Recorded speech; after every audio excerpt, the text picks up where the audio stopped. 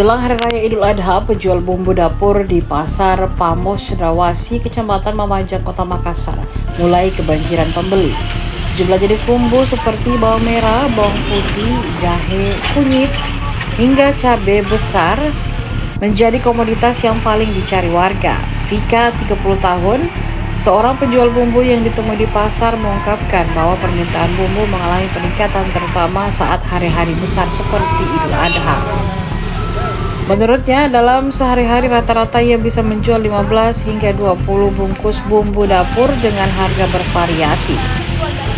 Ia menambahkan, ketahanan bumbu juga tergantung pada jenisnya. Bumbu kering seperti jintan dan kemiri bisa bertahan hingga 6 bulan atau 1 tahun, sementara bumbu basah seperti jahe, kunyit, dan serai hanya bertahan sekitar 1 pekan saja.